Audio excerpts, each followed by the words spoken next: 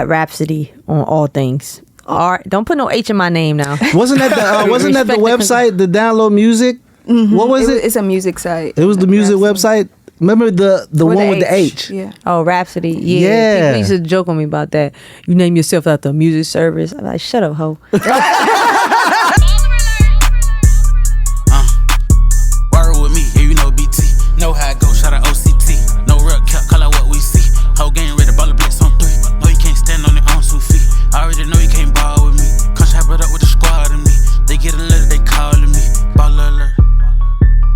BallerAlert. BallerAlert. BallerAlert. Broadcasting live from Atlanta, Georgia. Welcome to the BallerAlert show. I go by the name of Ferrari. Simmons. I go by the name, you know, BT. OCT, what up? Rapsody in the building. Hey!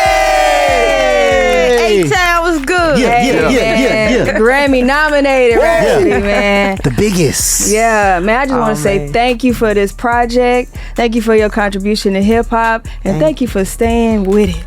Because we need you. You know, the culture is everything, like you like to say. Please don't cry. You know, Please don't cry. Please. yeah. Everybody looking at me like, hey, I'm over here like that's what it's called. Yeah, for sure. Thank you for listening, for pressing play, for giving me a platform to share more about it. How you feeling today? I feel good, man. I'm overwhelmed by the love. Mm-hmm. You know, it's so much, and I want to find a way to give it back. And they telling me like, you just gotta sit in and receive right now, shorty.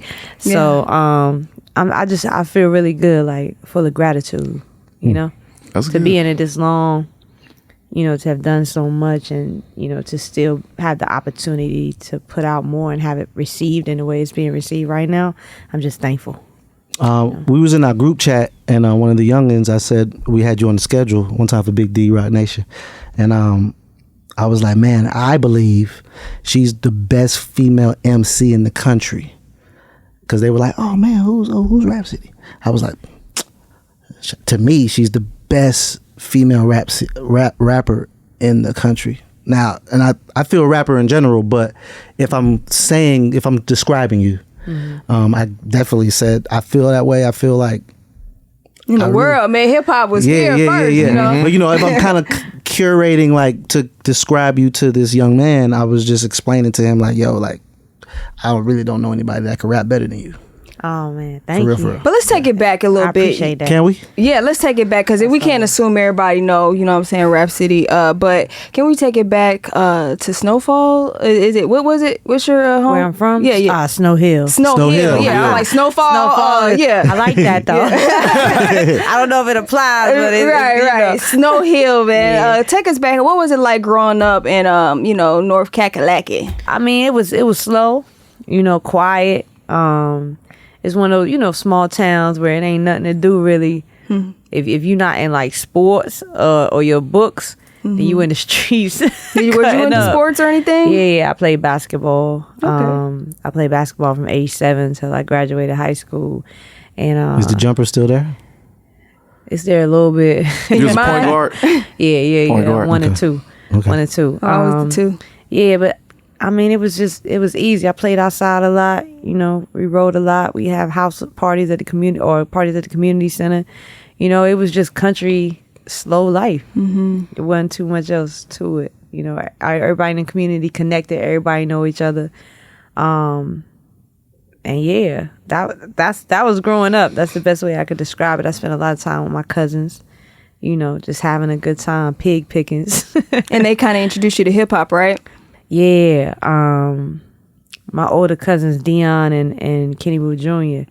I mean, I first was introduced to it myself through like TV, you know, Yo MTV Raps, the BET video shows, the radio. Like I was just sitting watching videos, but you know, it was like right around my older cousins, I got exposed to albums. You know, like. You watch the videos on TV, but listening to whole albums and listening to the B-sides, that was like my little younger self in the back of the track. Like my mama, like, yo, take her to so-and-so house, and, you know, they playing Nas, or they playing Jay, or they playing Tribe, or, you know, whatever it was, and I'm getting to experience albums, you know, and even the style, like, they were so hip-hop, so I used to watch and emulate how they dressed. The boys, you know, like the Timbs with the folded down tongue, the Nautica jackets, or like my homegirl, my older cousin Katanya, she used to, you know, where swim trunks was in style. Like I was just into all of it. But then you went to college, and then, you know, how did you meet the Ninth Wonder? Because, you know, you signed with him and stuff like that.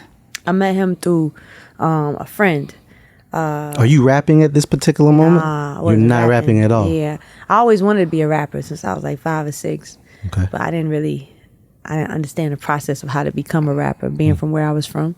You know, you grew up in a big city, LA, Chicago, New York, like you meet rappers in the street. You watch them do videos. There's studios in your city, like, you know, there might be a cipher on the block. It wasn't like that for me growing up. Everything was on TV and radio. I didn't know no rappers. I never saw nobody make a video.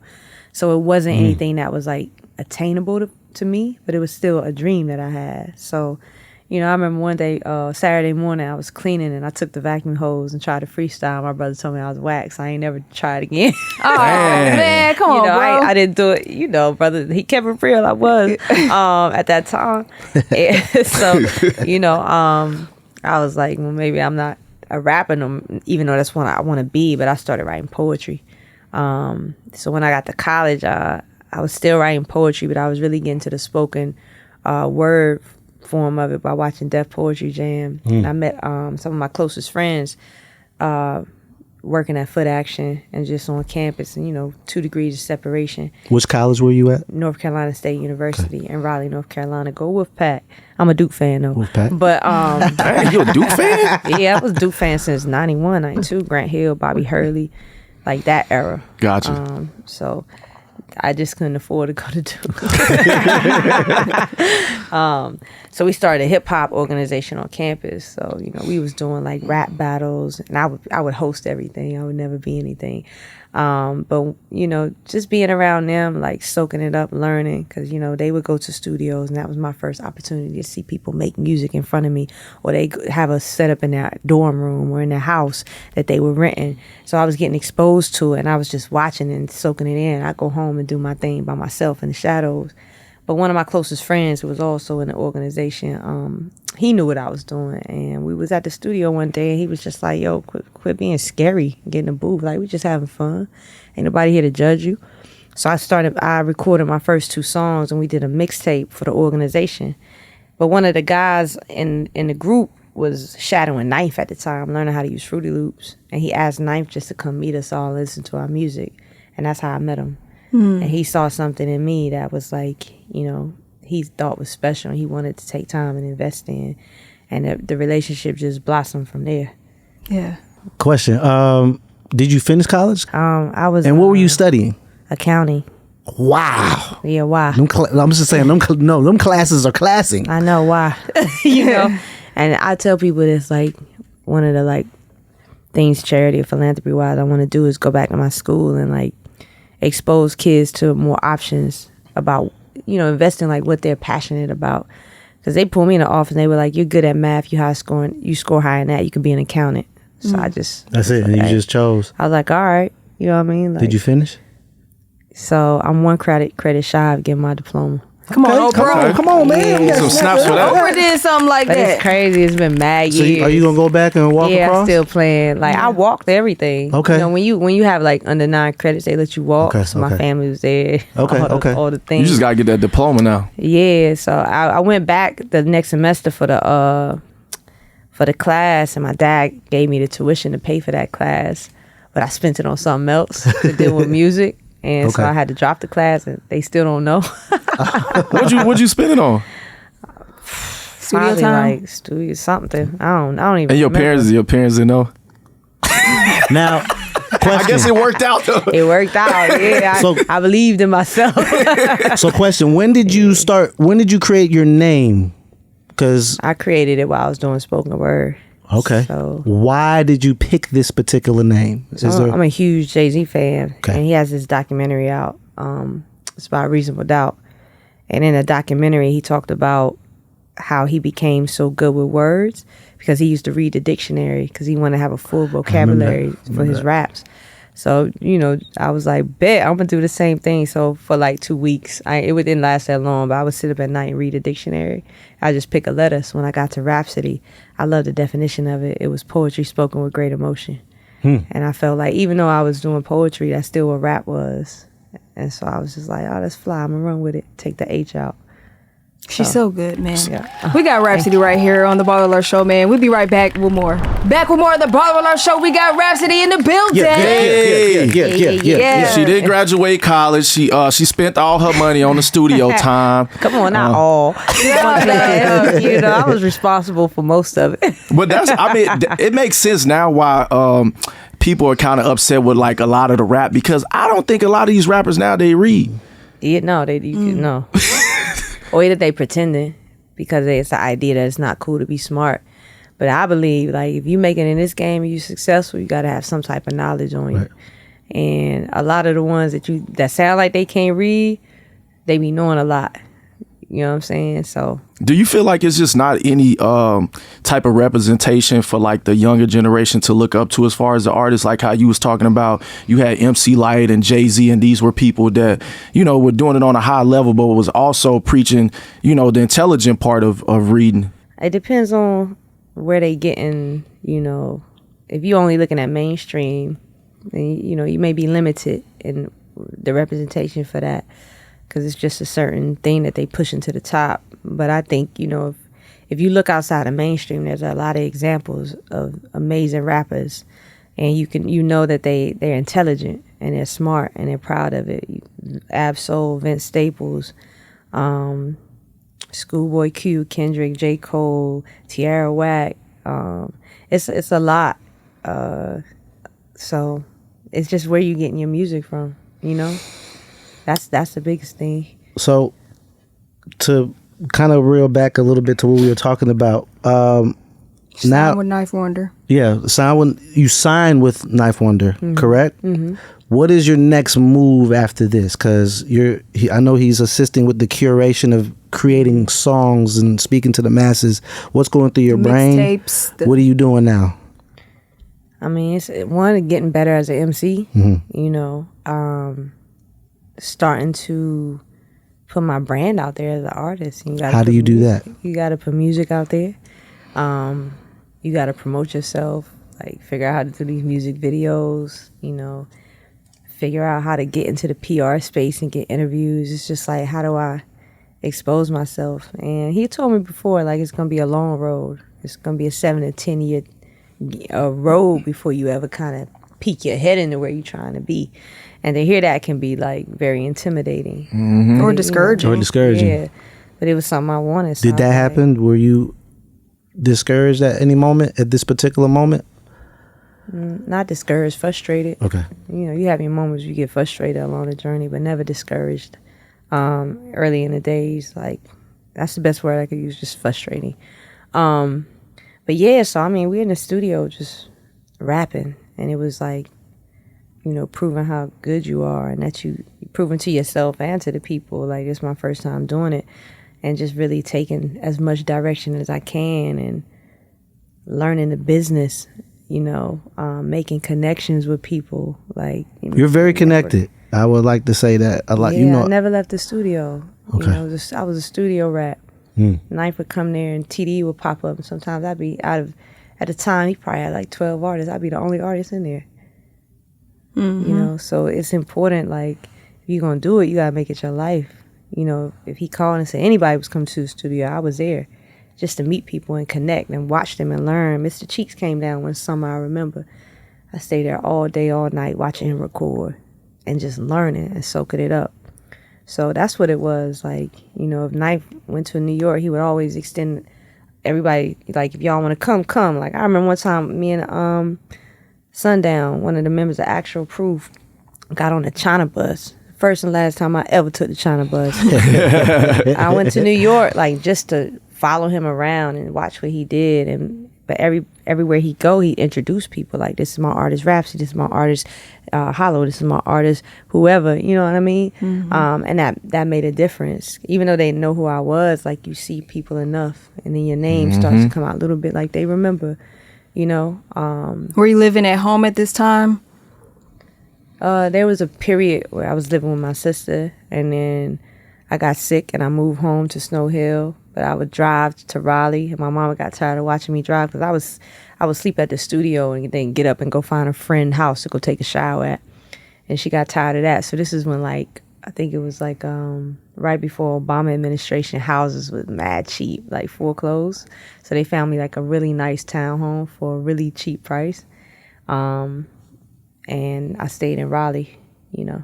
Okay. So, yeah. I'm just highlighting that grind, you know what I'm saying? Because, you know, some people need jobs to survive as they try to chase their dreams. Oh, yeah, I definitely had a job. Yeah, did you have a job? Where did you work? I was pushing sneakers at Foot Action. So you was at Foot Action still? Yeah, I was still at Foot Action. I quit a few times and always went back.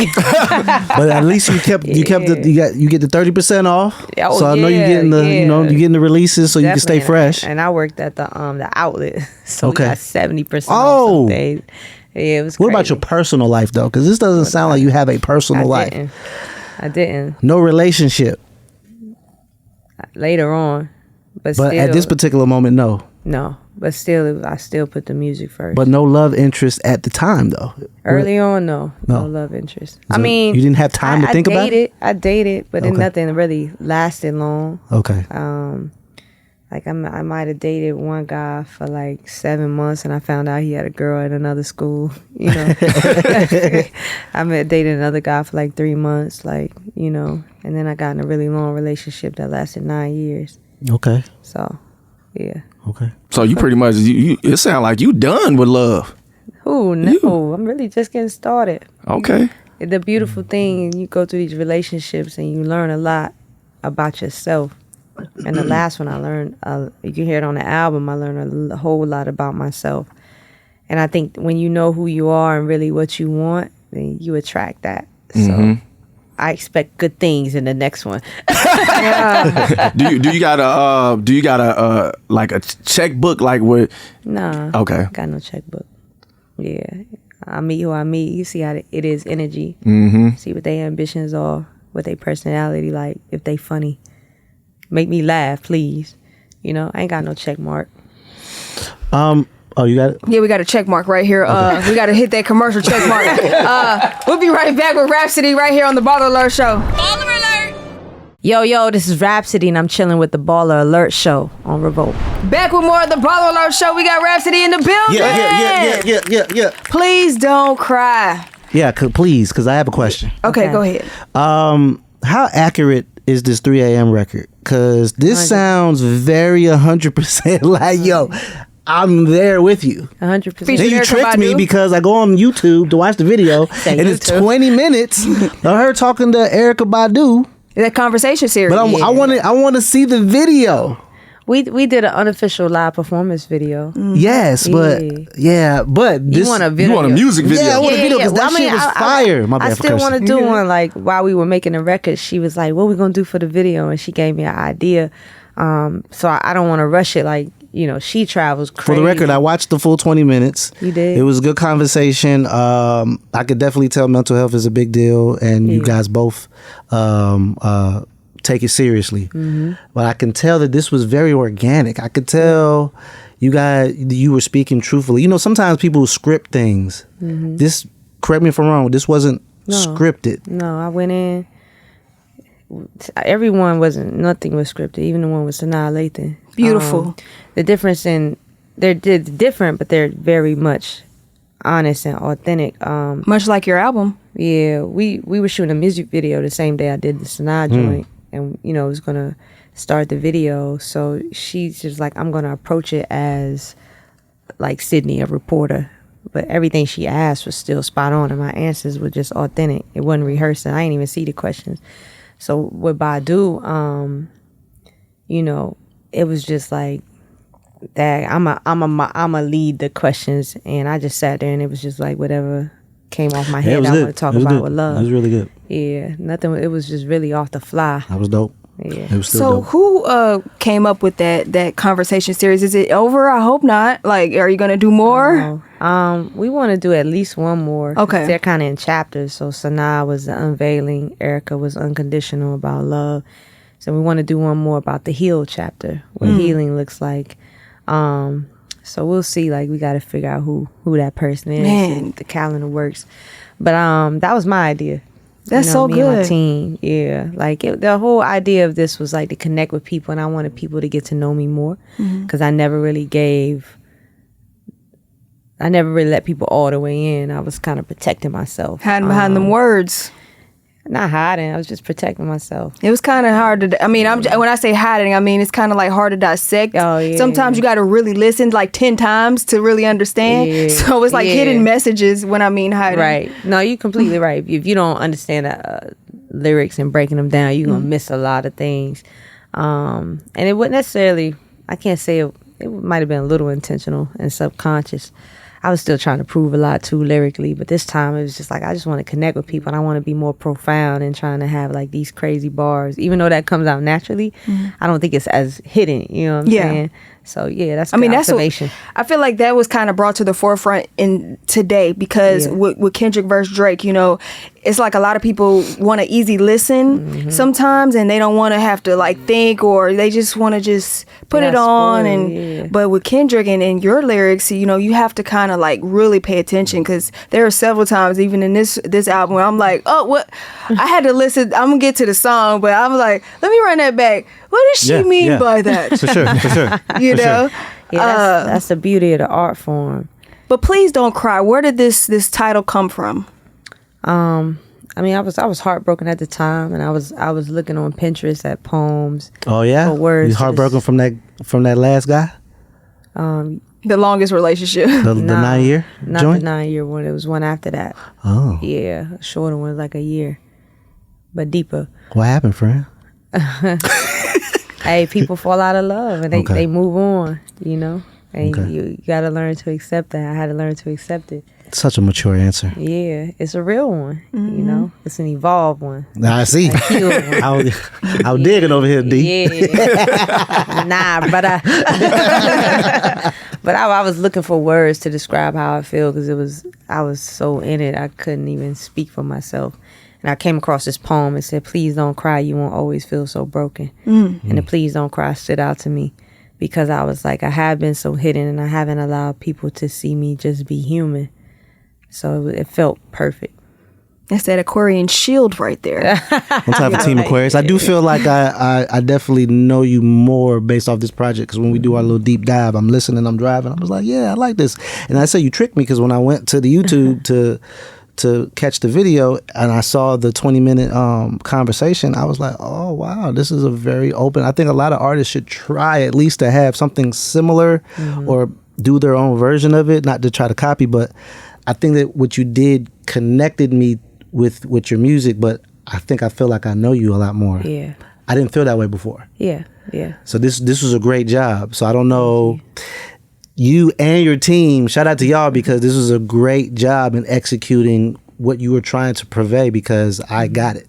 Yeah, no, we were super intentional. Even like The artwork was crazy. Yeah. yeah. Whose idea was that? This artist I've been working with since 2015. He's from Bulgaria. His name is Paso.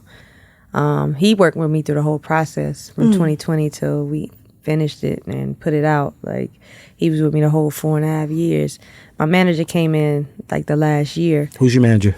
Chantel. Yeah.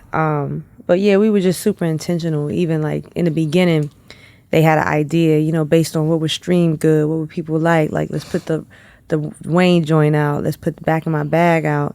And I sat with it during the holidays. I was like, it don't feel right. So I called Sherry and I was like, I want to just talk through this. I'm not saying it has to be my way, but I just want to share how I feel. And I was like, people know I can rap. So leading with the rapping joints is nothing different. I said, we got to give them something different this time and they got to get to know me. And that's why we changed the order of the songs that came out and why we were so intentional about it being like having a connection with people. Yep. Anybody that you reached out to that you want to know the album that didn't make it? Yeah, Jill Scott. I wanted her on A Ballad of Homegirls, as well as... Oh my gosh, I love that song. Sorry. But I love Baby Tate too now. No, Baby She's Tate. one of my Baby favorites. Tate. Oh my gosh. I wanted it to be like a Homegirls, plural. Like, Okay. I wanted it Jill Scott, Summer Walker, Ari Lennox, and Baby Tate. You know, just like a joint. I don't know how that would have worked. It would have been all-stars, but... That would have been good though. Yeah. Who else? Oh, Black Pop Star. I had a few ideas. I hit up Little Sims, but she was on vacation, and I didn't want to interrupt that. I hit up Tierra Whack. She was finishing her album. I want to say I sent that to Andre 3000 too, but you know what space he was in. So that one's really an incomplete song that I hope to finish. I've landed on Missy though, so I really hope we can do a remix to Black Pop Star and get Missy. But that's it. Everybody else, you know, we kind of got. Oh my gosh, man. I really want to get into these songs, but I'm scared because we have a commercial in like 2 minutes. So we'll just break real quick. Let's come back with more Rapsody after this. Please don't cry. First off, how did you get Phylicia Rashad on there? She's all throughout the album, beginning, middle, and end. Man, thank God. Yes. I really, really, really wanted her. I've been a big fan of her since I was young. Like people ask, like, who are the people that inspired you? And she's always on my list. I got to give that up to my manager. Like, you know, I told her I wanted her. She was like, I thought it was like really far-fetched because I dream big. So I was like, this is what I want. But if we can't get her, boom, boom, boom, boom. She was like, we're going to get her. And she found her manager. She reached out and they said yes. Wow. Like, I was shocked and really grateful that, you know, she wanted to lend her gifts and her voice to the project. Did you meet her? I still haven't met her. Oh. Yeah. Okay. Yeah, she did that parts on a voice memo and sent it to me, and I arranged it and filled in with my own voice to make the story complete. So that intro, what was that exactly? It's me walking into a hair salon. A hair salon and barbershops as well in the Black community are a safe space. You know, is where we go and have conversations and heal. At the time, though, doing the project, I was watching The Matrix a lot, and I was really, really intrigued by the relationship of the Oracle and Neo. And I felt like I was on my own journey, you know, like Neo, trying to get him to the reality and escape from the matrix of what this is.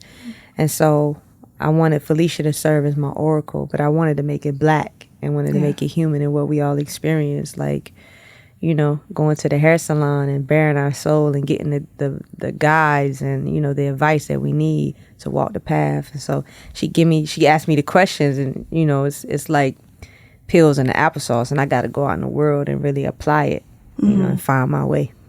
Now, I feel like, you know, it was, and then, you know, the album is riding, but I feel like when we get to Stand Tall, that's like when we start getting to like the meat of like the vulnerability is just. I mean, anytime you're doing an album, like the sequencing, it's a trial and error process. Like how you got all these songs, and it's like, okay, how are we gonna tell the story? So it goes through a process. Like Ninth pitched in his thoughts, but I decided to do it myself because I was really intentional about how I wanted the story. It's different. It's no rules. Some people sequence albums based on like the first 4 songs, what are the best songs that's gonna keep people, and then we'll just figure out the rest. I wanted to tell a story. And that's how I sequenced it. So the first part of the project is like introspective. Like I'm looking at myself. I'm looking at myself as an artist in the industry, in the world. I'm asking these questions. Then the middle part is the heart, where you get to stand tall. And that one time at 3 a.m. in Loose Rocks, and you get to know like the emotional side of me, what love looks like. And in the end, it's like you go through all this thought and then this healing. And you sit in the fire and let yourself burn, and then you heal. And so that's where you get the back of my bag and raw. And it's just like I found myself again. Yeah. That one time, what was that? Can you break that down, what that exactly was about? Because it's like so many different definitions in my head, but I just don't really clearly know. What did you take from me? Was it 2 different scenarios or like 2 different things that happened? It was one main one. I spoke on another one within that, right? Like I'm talking about one experience I had with a woman. I've dated men all my life, but I had one experience with a woman, and it kind of changed my whole life. Like it was really deep. But in that, I talk about the married man. Yeah. Okay. Right. And it's just like that was one thing I said I would never do. But it's like, how did you get here? Like, how did you get in that predicament? And you know, it was really taking accountability and looking in the mirror. You know. And, you know, just being at one with like, yo, what's up with you? And, you know, it just takes me back to the conversation you had with Sanaa when you're talking about, you know, the accountability thing, and like everybody's going through something similar to that. People are dealing with that every day. So I thought that was super, super dope how you broke that down. I like your name, number 2. Number 2? Marlena? Yeah. That's number 2? Yeah. I like your name. But it's the first song, the second track, yeah. Because you're speaking to yourself. Yeah, it's a self-reflection. I like that. Yeah. Thank you. And then you got Loose Rocks, where your grandmother's going through Alzheimer's. My aunt. I mean, that was your aunt. Yeah, okay, dementia. I'm sorry. How was that, like, you know, having to deal with that in real life and then translating it into music like you did? Like, this album was just me, like, really documenting in real time everything I was feeling and experiencing. And so, like, that was a big thing. Like, she's a big part of my life. I love her just as deeply as I love my mother. Like, they one and the same to me. So, you know, having to deal with her diagnosis and just seeing it take its course. My therapy is through writing and music. And I thought it was important because I knew I wasn't the only one dealing with it. And it was just a way for me to pour out. I'm a way better writer than I am, like, a communicator. I'm still getting better.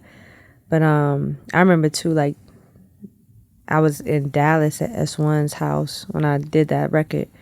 And I called her. That's what it is at the end of the joint, a conversation with us. And I just remember, like, if you listen hard enough, you can hear me, like, my voice crack. Yeah. But I was crying all through that when she was talking to me. It just hit me hard.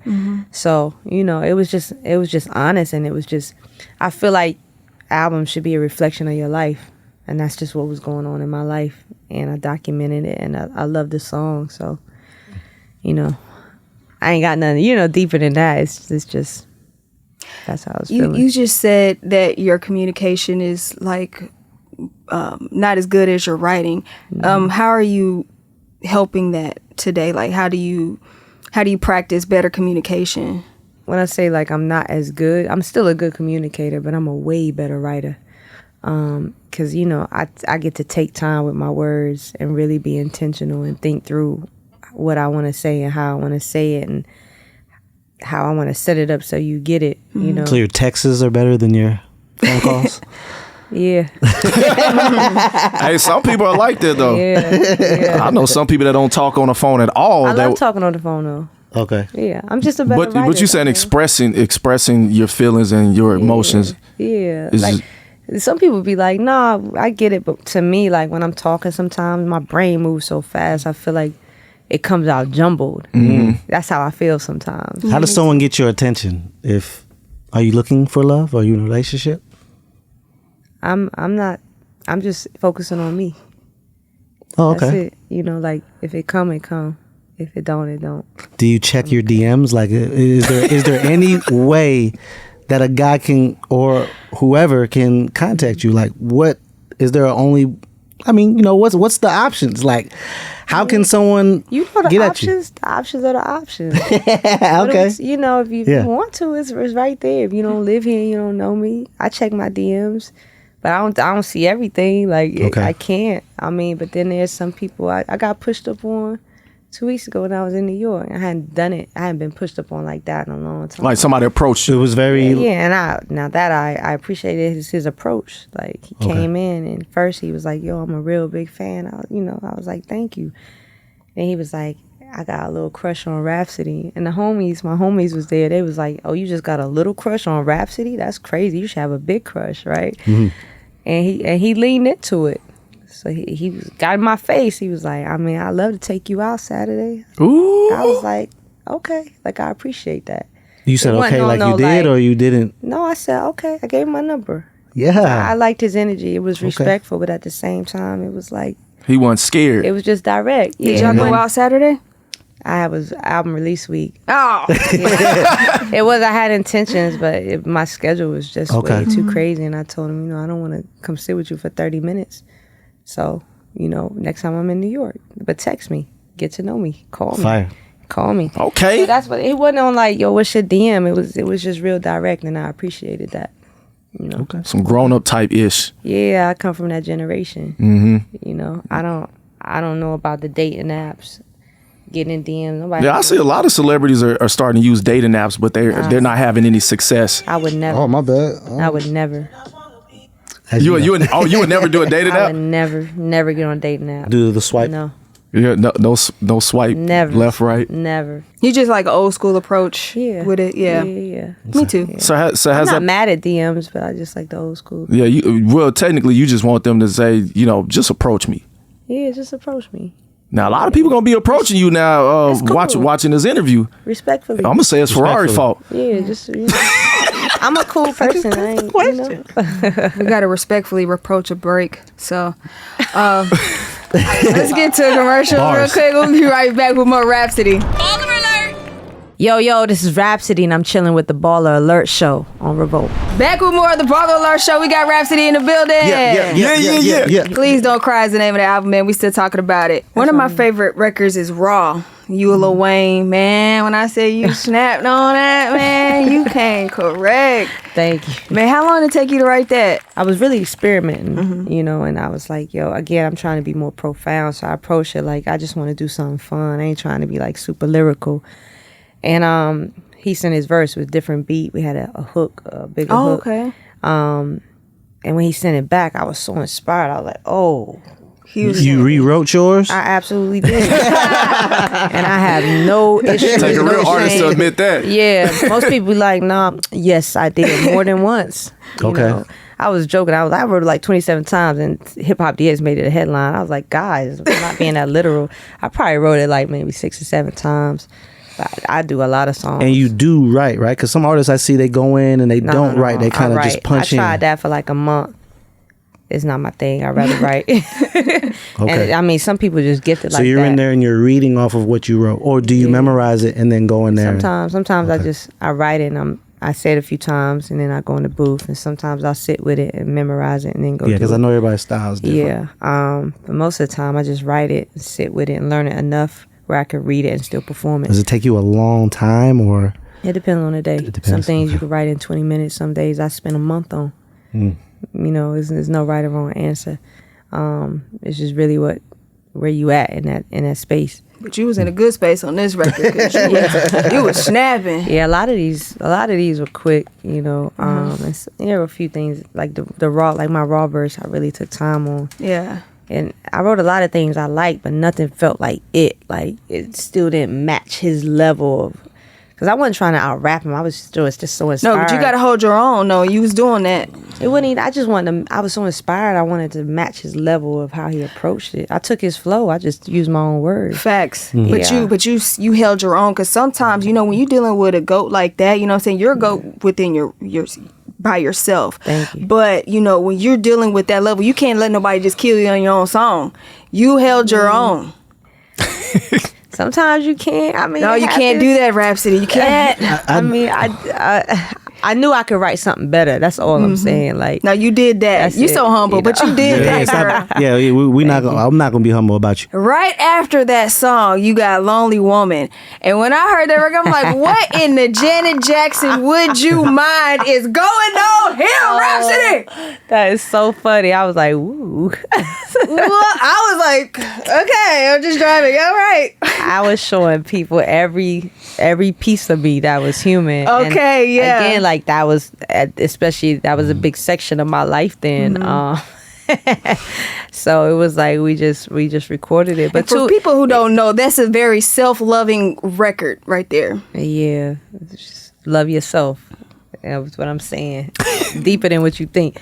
But to it, like I would see conversations of like, Rapsody don't talk about sex, and it's just an example of you can talk about sex in so many different ways. Some of it's gonna be ratchet and raunchy and right in your face, and some things are gonna be creative, and some things are gonna be poetic.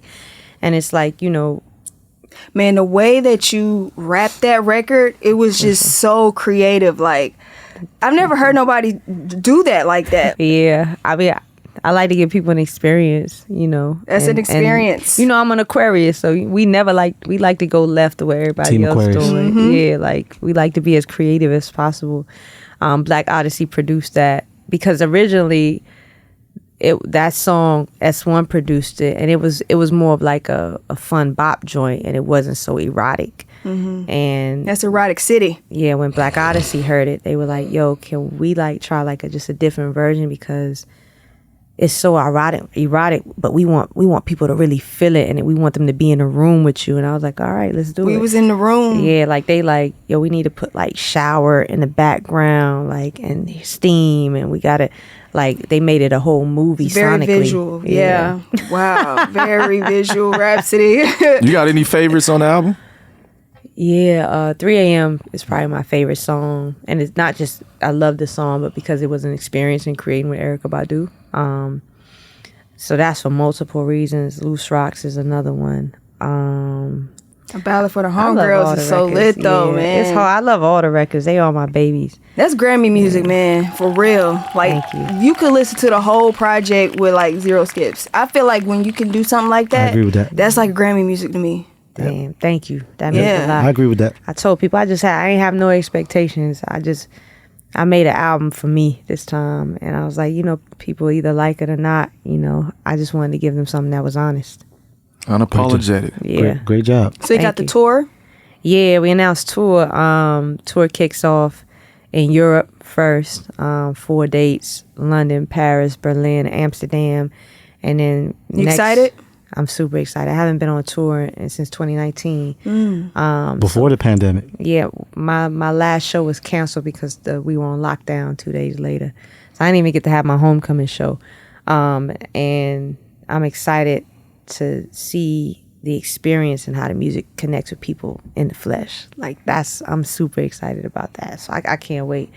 But we're doing North America too. So it's 18 dates. Just a couple more songs I want to highlight from the album. Let's do it.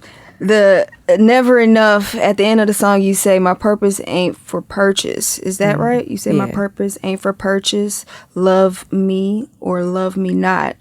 Now I know what worth is. Me. Right? Right. How did you come to that conclusion? I think just, again, sitting with myself, and really, like I said, unplugging from the matrix. Like, yo, you don't want to sell yourself short because you're not going to be happy at the end of the day. So stop worrying about all these false measurements, and you have to validate yourself and find value in yourself. And that's just what it is. So it's like, you know, my authentic self, my soul, my spirit is not for purchase. I can't sell that because I want a nice car or I want to be number one on the radio. Like, you got to do music that's, the real currency is peace of mind and happiness. Does Rhapsody ever think about having a family one day?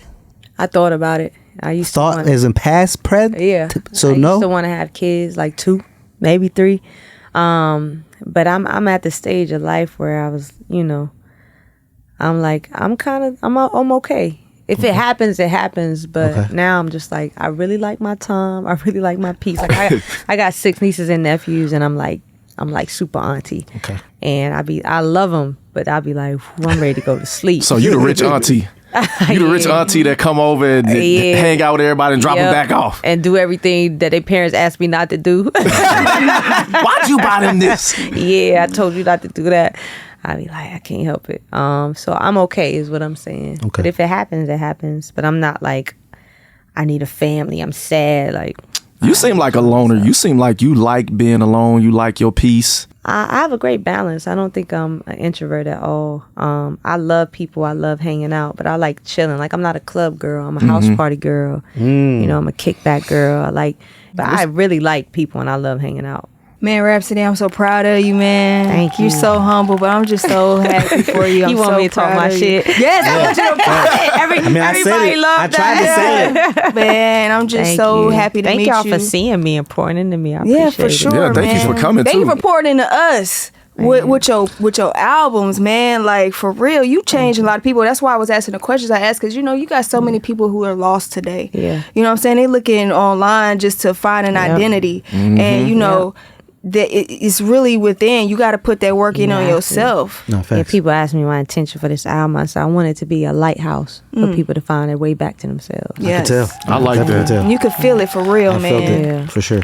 Please Don't Cry available right now. Look for Rhapsody on the tour. Yeah, I guess you're going to post the schedule. We posted Post the it dates. today. But www.iamrhapsody.com. Okay. IAMRAPSODY.com. And socials. At Rapsody on all things. Don't put no H in my name now. Wasn't that the website, the download music? Mm-hmm. What was it? It's a music site. It was the music website. Remember the one with the H? Yeah. Oh, Rapsody. Yeah. People used to joke on me about that. You name yourself after a music service. I'm like, shut up, ho. The only Rapsody we acknowledge is the one right here. The one right there. NC Zone, baby. You gotta call New York back, right? I got a who? Call New York back. I got a who? When you go to New York, you supposed to be going on a date, right? Oh, I'm trying. he called New York. You called New York. My friend's got a whole other nickname for him. What's his name though? I'm not telling him. Okay. Name. Supposed to be telling. Everybody has a nickname. I don't know what it's gonna be. My friends call him Honcho though, because they say he looked like him. Oh my gosh. Man, Rapsody, before we get out of here, we do have a pep talk. Yo, what's up? This is Rapsody. Look, I just came to tell you, don't be stressing over the things. You got to let go in life, whether it be love, friendship, insecurity. You got to let go and find yourself, find your peace, find your happiness, and work from within. You are enough. You are special. Own that. Love yourself. You really like that. All right? Peace.